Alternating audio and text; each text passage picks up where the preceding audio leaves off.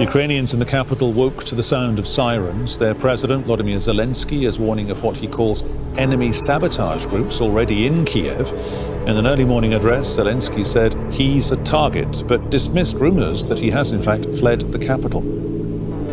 And in the last hour, we've been hearing from Mr. Zelensky again. He's released a message saying they have been left alone to fight against Russia.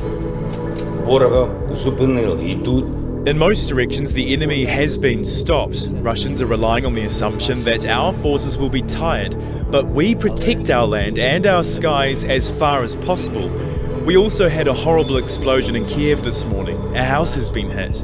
That reminds us of what happened back in 1941 when we were on our own.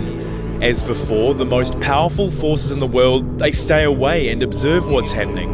Foreign troops are still in our territory and only our determination can stop them. Okay, just after 8 hours GMT, that's 10 a.m. in the morning local time in Kiev, live now to Kiev. And our correspondent there, Andrew Simmons. Andrew, I understand you got some new reporting for us about these reports of skirmishes quite close to Kiev.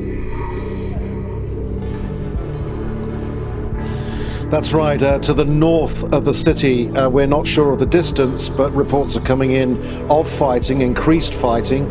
Now, whether that's anything to do with paratroopers landing or whether it's people who cells that were in the city, because there are rumors that there are operatives, undercover operatives, Russian operatives with heavy armory being used in the city, it's unclear. But fighting is near the city regardless of what's happening in the north, because at Ostomel airfield, that's only 15 kilometers from here. The Russians have been trying, we understand, to make some sort of landing of paratroopers in transport planes. This is a small airfield used by commercial freight planes, and it was taken by the Russians on Thursday, and then there was a fierce counterattack by the Ukrainians, and as far as we know, the Russians have been repelled, but we're still not sure of the exact status of that. You heard President Zelensky describing the situation, that there was an awful attack this morning Friday, and that was in the suburbs of the city. A civilian area came under attack. It was either a missile attack, we're not sure, or an airstrike, and there are a lot of civilian casualties apparently. We don't have numbers for that. Furthermore, the Ukrainians are striking back wherever they can. There is an unconfirmed report at the moment of a ballistic missile being fired into the Malerovo airstrip in Rostov, in Russian territory. That escalates things even further, and it has to be said that it does appear that despite the might of the land invasion, with columns of armor coming from the north, the south, and the east, and the Russian Navy to the west, there is a situation whereby people are feeling, yes, we've got to fight for our lives, and that applies to civilians as well, who are picking up weaponry which is available to them. They don't have to be doing national service or voluntary reservists. They can actually pick up weaponry. But I'm taking a look back now on the past 24 hours. The Russian invasion was launched with terrifying speed and against a wide range of targets right across the country.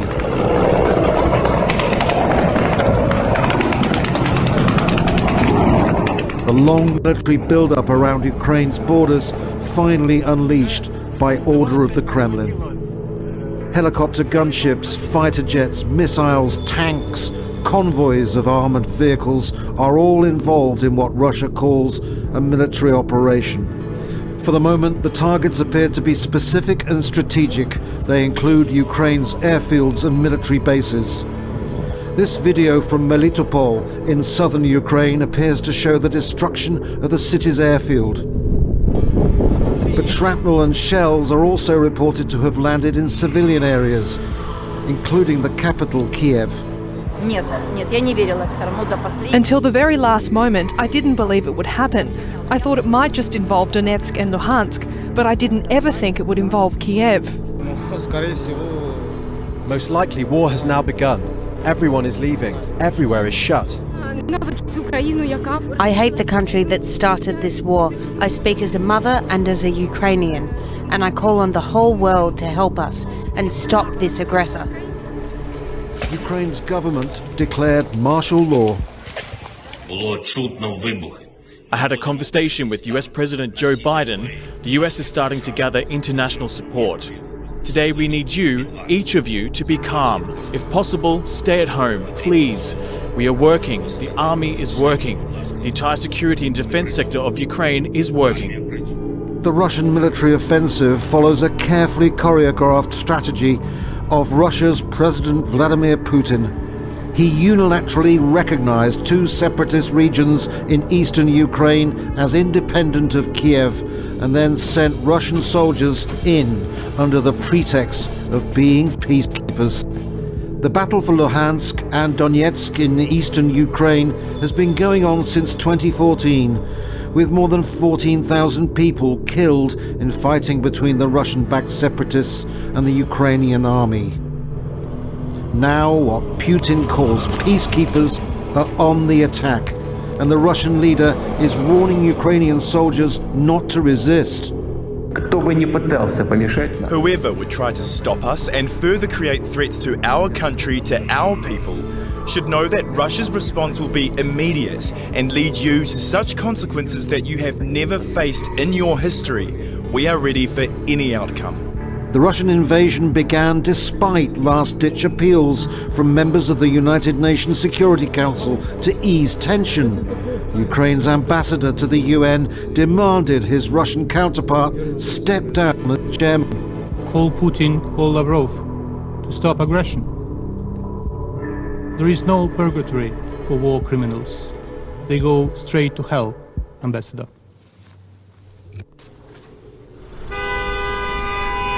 As news of the invasion spread in Ukraine's capital Kiev, main highways out of the city quickly became gridlocked with traffic. There's a mood of desperation developing now, many people just jumping into their cars, getting their families together and heading on the road trying to get to Poland.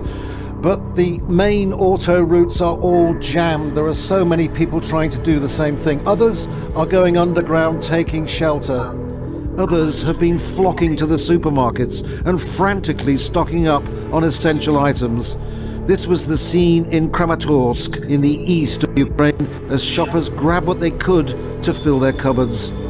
The Ukrainian army and air force are putting up a fight and resisting the Russian attack. This video from the Defense Ministry said to show a Russian helicopter shot down by Ukrainian forces near Kiev. But there will be no reinforcements from NATO, and the odds look heavily stacked against Ukraine's forces.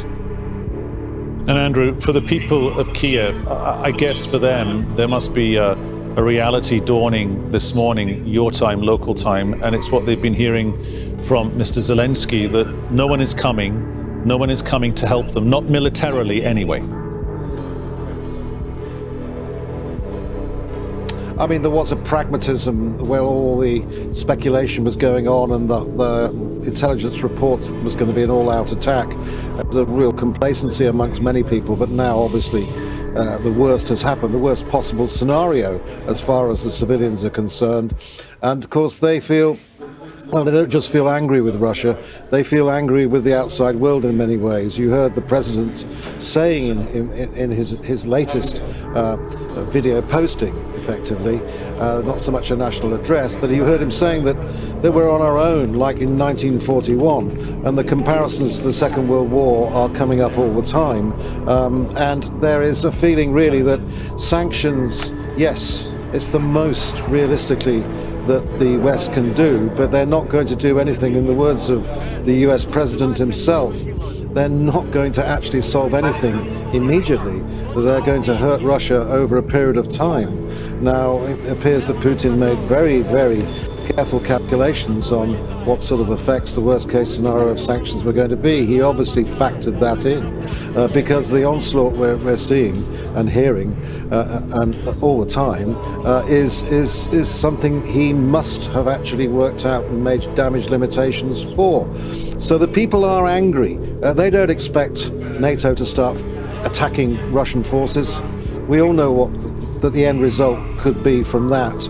And so therefore there are appeals going out to neighbouring states, appeals for all sorts of help, not just heavy armoury or warplanes. And it does appear that the Ukrainians are able, the Ukrainian forces are able to defend the skies to some extent, but not to the great extent they need to. With the sophisticated fighter bombers Russia is now deploying at such a rapid rate from Belarus, overflying and striking at will, virtually.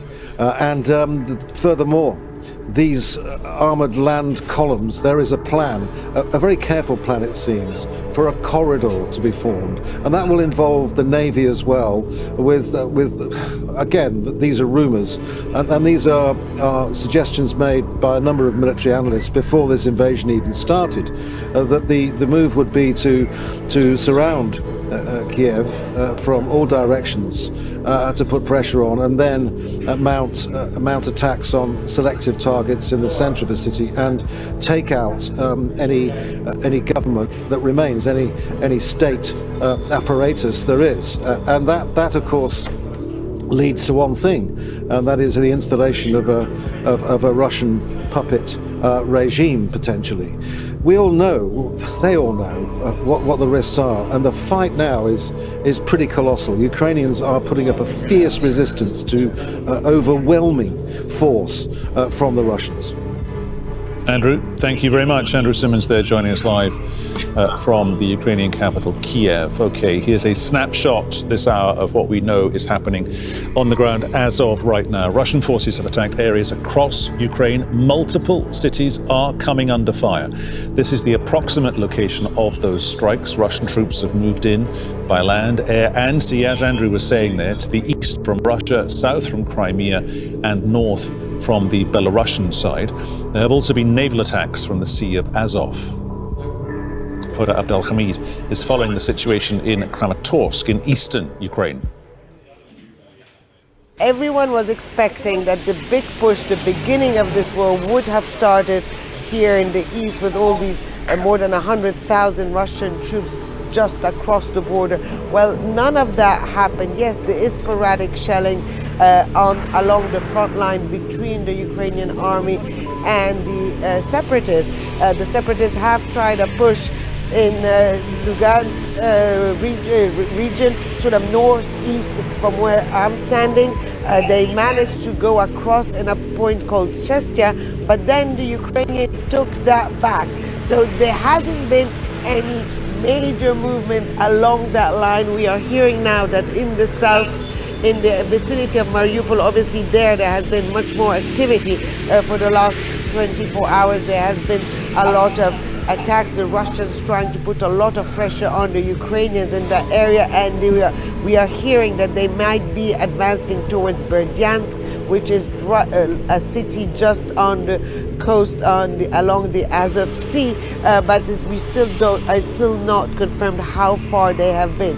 But what is clear is that at the moment, from what we have seen unfolding in the last 24 to 36 hours, is that Russia, by attacking Kiev, by attacking Kharkiv, is trying to put pressure there to then have the Ukrainian army units that are posted here in the east, that are supposed to be, are reputed to be the strongest and the better equipped, to capitulate. At the moment they are standing strong and there is no major push, because the separatists can't do it alone. If they were to push, they need the Russians with them to be able to push, because at the end of the day the Ukrainian army is a regular army, it's strong, it's been there for the last 8 years, it's well entrenched and it's well equipped. South of Kramatorsk, Mariupol, our correspondent Charles Stratford is there. On Thursday, he saw a convoy of tanks, some flying Ukrainian flags. I'm close to a checkpoint on the outskirts of Mariupol. Military vehicles behind me, heading down a road heading west. I don't know whether you can see quite yet on the other side of the road. There is a convoy of tanks appearing. In the last 10-15 minutes or so, we've heard the distinctive thud of what sound to be Grad missiles being used. These are these missiles that are,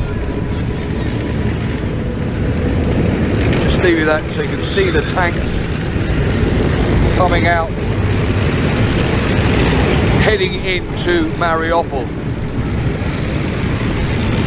But as I say, in the last few minutes we've heard the distinctive sound of Grad missiles being used in the not too far distance. Now,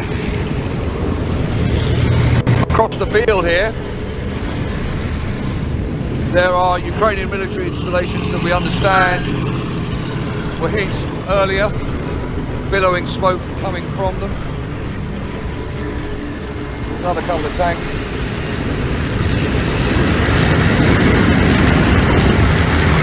Interestingly, that tank being towed suggests it may well have been hit.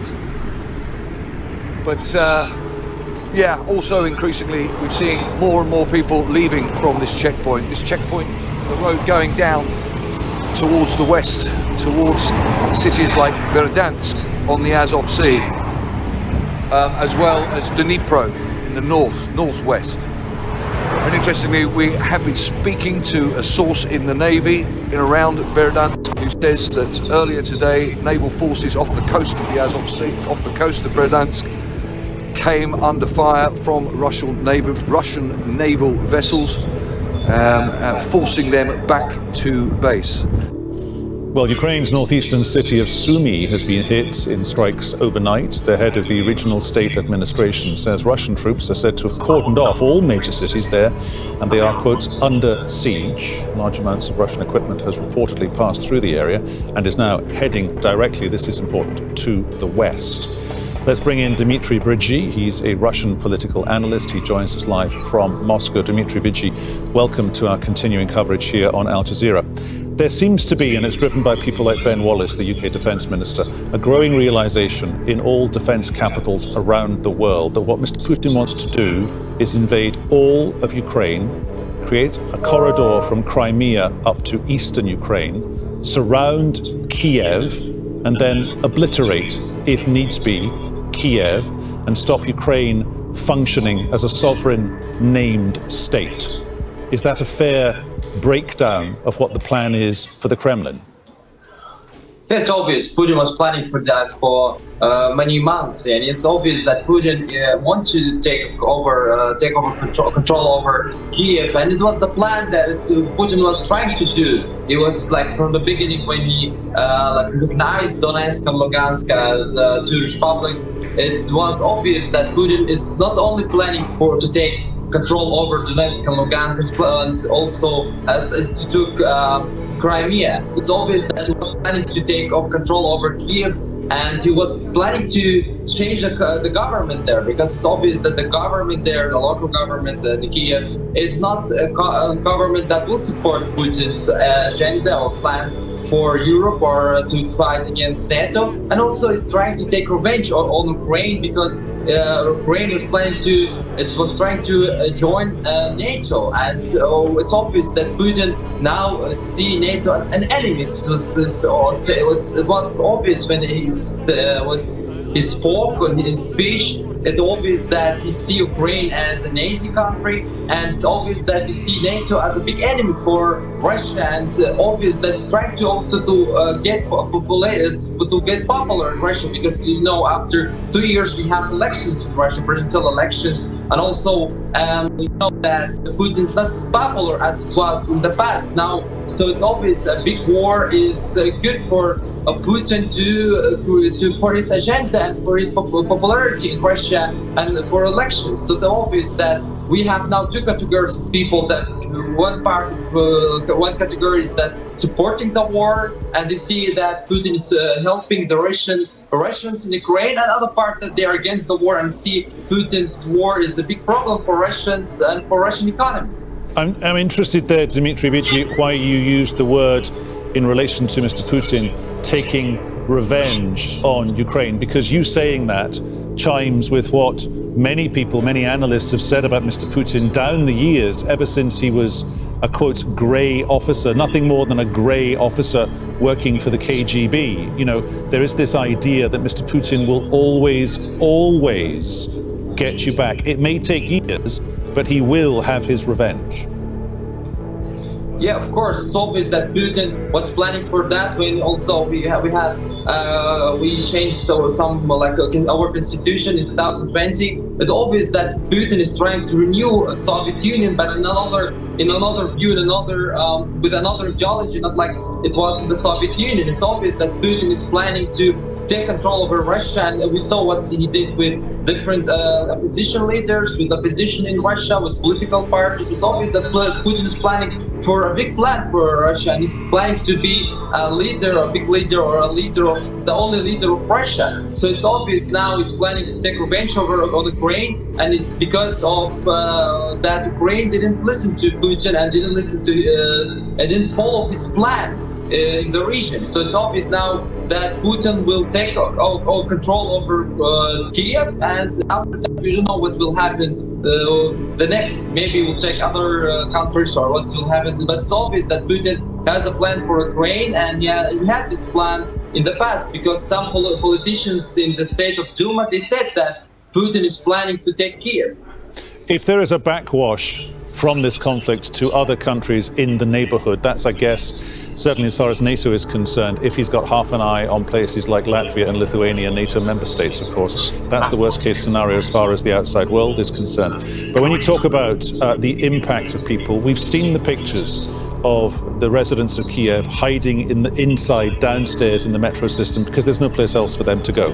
In effect, there's been a run on the banks. In effect, there's been a run on the supermarkets. The currency is beginning to dip. The Russian ruble is going down by the hour some days. The global index, the biggest global index that we've got, the Dow Jones, that was down by almost 200 points at opening of business this time yesterday, New York time.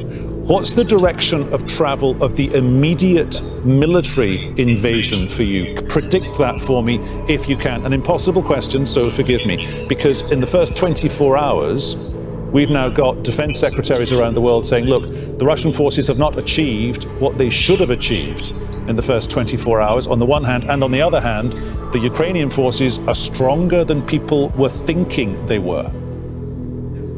It's obvious that Russia didn't they saw Ukrainian army as a weak army, but now we have strong defense, and we see that we have now a big war in different cities. We see how Ukrainians are trying to defend themselves from the Russian invasion and what Putin is trying to do in Ukraine. So it's obvious that Putin had a plan not only for Ukraine but for other countries, because he said also it's obvious from the beginning that Putin will not only take Donbass and Lugansk, and obvious that Putin will planning to try to force or to push on other European countries to listen to him and to follow his agenda for European countries and other countries where Russians live. So it's obvious now Putin is trying to change Russia and to make Russia as a country that could to show the world that Russia is a country that could give some lessons for other countries, or that could push the world in a new reality. Dmitry, we'll leave it there. Many thanks for talking to us from Moscow there, Russian political analyst Dmitry Brzezinski. EU leaders have agreed to oppose sanctions, as we've been hearing here on this hour of Al Jazeera extended coverage, to target 70% of the Russian banking market, as well as major state-owned companies. After close coordination with the White House, they're being submitted for approval at a meeting due to be held in Brussels today. But the sanctions do stop short of blocking Russia from the SWIFT global interbank payment system. That one is based in Belgium. Live now to Washington, and our correspondent, Mike Hanna. Mike, I guess there was a little bit of a sense of anticlimax almost when Mr. Biden finally announced that second tranche of sanctions. But after sanctions, where have they got to go after that?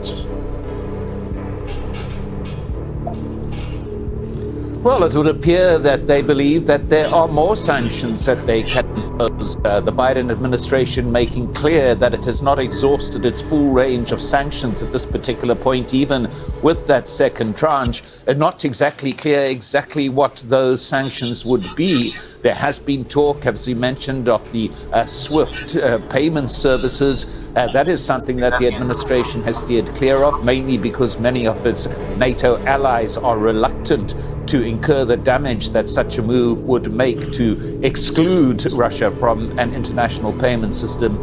But the administration is absolutely adamant that in addition to these sanctions on entities within Russia, on individuals who are close to Vladimir Putin, they still have some more sanctions up their sleeve. Now, the line of the administration has been all along that once you trigger sanctions, then you lose the deterrent that sanctions display.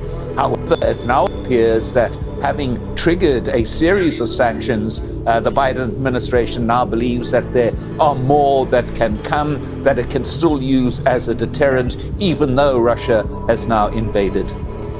Yes, this time yesterday, Mike, we were broadcasting pictures, or actually it was about 15 hours ago, we were broadcasting pictures of Mr. Putin having a big sit-down conflab with various very wealthy, very successful Russian oligarchs. Now, as Mr. Putin was signaling the invasion for the past 4 months, those oligarchs have had 4 months of being able to think about, oh, what do we do with all our money? These are not gangster thugs. These are oligarchs. These are very clever, very intelligent people. They've had 4 months to move their resources around, to take their money laundering, that's one of the allegations, their money laundering processes from one continent, literally, to another. And as long as you have an iPad or a laptop, you can do that. So do the sanctions, in a sense, maybe close the barn door after the financial horse has bolted here? Well, many would agree with that. The Ukrainian president in particular, who had been pleading with the US to impose sanctions before Russia invaded, not afterwards, as we have happened now. The Biden administration, as I said, arguing very strongly that to trigger sanctions would remove the deterrent. Well, that deterrent clearly did not have much impact on the decisions taken by Vladimir Putin. But one must also realize as well that these are incremental sanctions to impose financial blockades, to single out massive companies like Gazprom or major Russian banks. It is not something that happens overnight. It takes a while for the sanctions to click into effect. Given as well the fact that many analysts argue that Russia and Vladimir Putin had included in their calculations the economic impact on whatever sanctions the West would apply, and that these have been part of their planning all along. As you say, it's been a long period of time. This is not something that's happened overnight. There's been a great deal of preparation. So Russia is in a position where it believes it can sustain against the sanctions. The US is insistent that there will be an impact on it in coming weeks, if not in coming months. Pointing as well, for example, to one of the most extreme sanctions, which is the effective closure of the Nord Stream gas line. Now, that had been finished. It was not in production because the Germans had not certified that pipeline. Now that is not going to happen. Now, that is something that would have a major impact in coming months, given the massive amount of lost revenue that Russia would suffer, but given as well, on the obverse, the impact that it will be on a country like Germany, where the pipeline ends, and the lack of resources that Germany will now have because that pipeline is going to be shut down. So the whole situation here is that the Biden administration, having said for months that it is composing a massive package of sanctions, still says it has more sanctions to come. The one thing that must be said, though, is that the sanctions package that have been imposed to date are far wider than those sanctions that were imposed in 2014 when Russia invaded Crimea. But the basic point remains, though, is that they are incremental, and it will take a while for them to have an impact, by which time whatever Russia has wanted to do within Ukraine, it would have completed doing in all likelihood. Mike, thank you very much. Mike Hanna, our correspondent there in Washington. Well, China's foreign ministry has spoken about the sanctions being placed on Russia. Katrina Yu joins us now with more on that from Beijing. Katrina, what's the Beijing government's reaction then? Well, China is very much trying to play a middle line. It hasn't officially taken a side. Today on Friday, China's foreign ministry said that the sovereignty of all countries should be respected, and it's called on parties to return to the negotiating table and de-escalate tensions. Now, Beijing must walk a very fine line here because it does have good relations with Kiev. It's very important for China to maintain strong trade with Europe. But at the same time, Moscow is very close with Beijing. Xi Jinping and Vladimir Putin have what they've called themselves a strong friendship, a strong rapport. And the two leaders met just a few weeks ago in Beijing. So China has said that Russia's security concerns are legitimate and that the history of this region is very complex. Now, who Beijing has hit back at, though, has been the United States. It says that the US has been exacerbating tensions. It says sanctions are ineffective and they only work to harm the general population. And China has also criticized NATO, saying that NATO has been the one which has surrounded Russia and sort of put it into a corner. Now, while it hasn't condoned the Russian attack on Ukraine, for Beijing, it's been business as usual with Russia. They have very strong trade ties, and they've even deepened this in recent weeks. And just on Thursday, Beijing announced that it would expand the amount of imports of Russian wheat. So it has been deepening that trade, and that has attracted criticism from other countries, saying that by doing so, Beijing is giving Russia a lifeline. And Katrina, does this make for a very difficult get-together the next time the UN Security Council sits down? Because both China and Russia, key members, they are 2 of the 5 permanent members of the UN Security Council. So can we look forward to, or not look forward to rather, a difficult conversation on the outskirts of that conversation when that conversation kicks off next time round?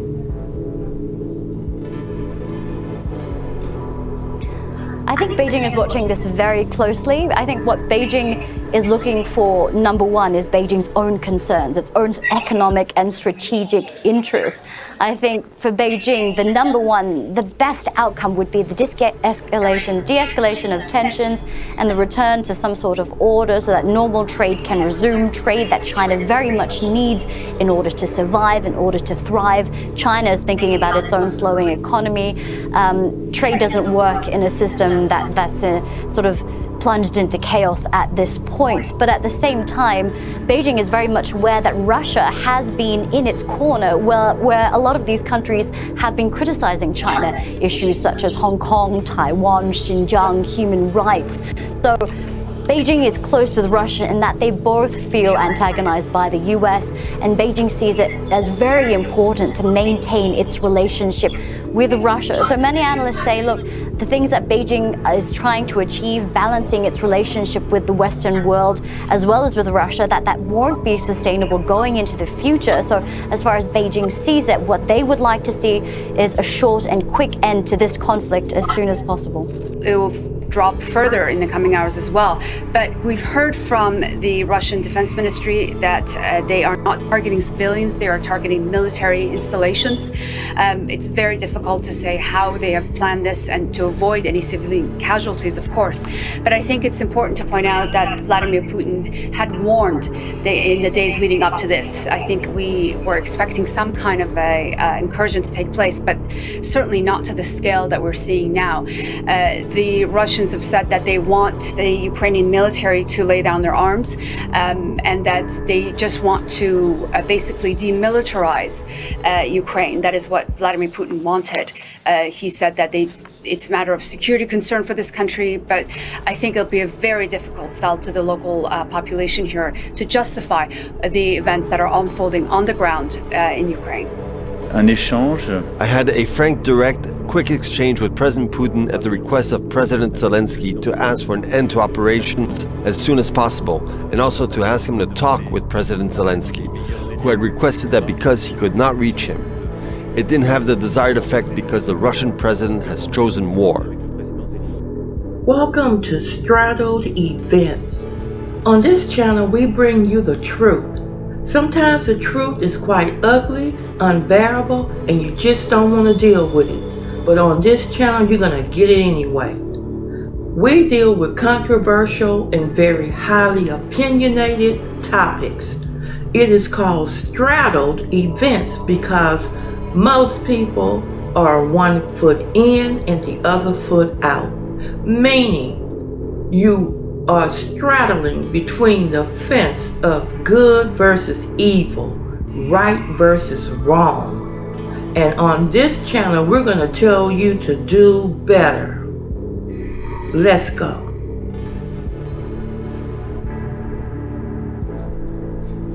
Good morning, Peter. Yes, the situation in Kiev is very hard to watch. Kiev is under attack right now. The Russian forces are in the city. There's reports of firing. There's been missile strikes this morning. And there's also reports that civilians have been hit. There's a lot of footage on Twitter of people taking refuge in metro stations across Kiev.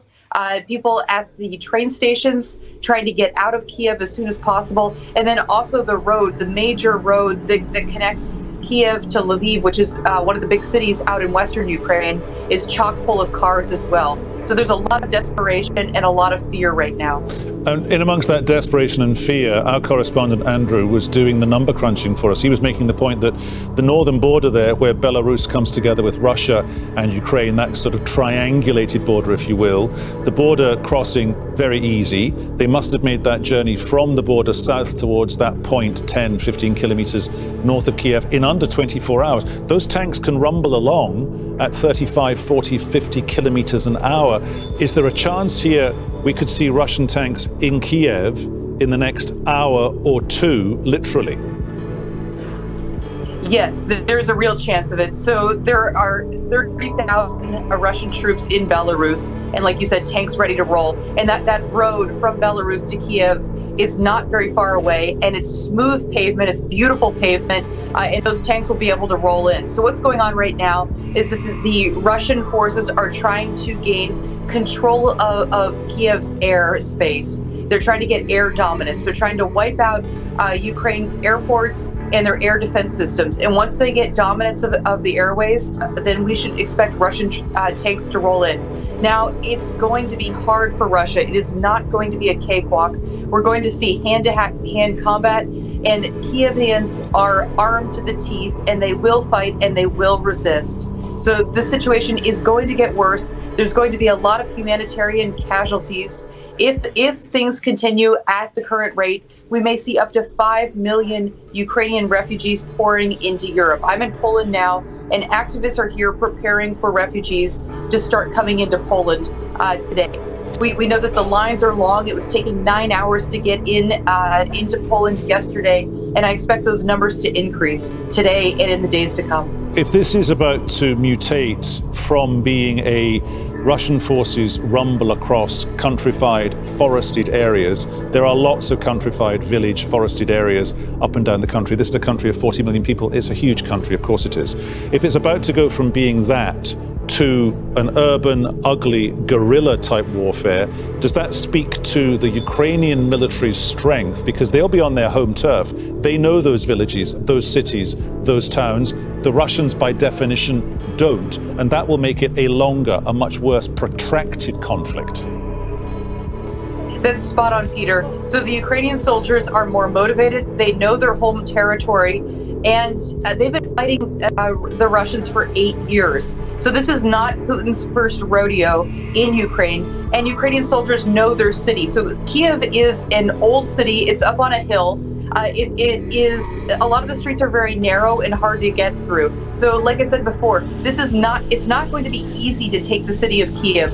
We know yesterday Zelensky, the president of Ukraine, warned that Putin is after him and wants to get rid of him. So I think today we should expect heavy fighting in Kiev. Kiev is not going to fall in a day. It's going to take a lot. And Zelensky is undeterred. I urge your listeners to get on and watch his the speech he gave to the Russian people last night. It's quite moving.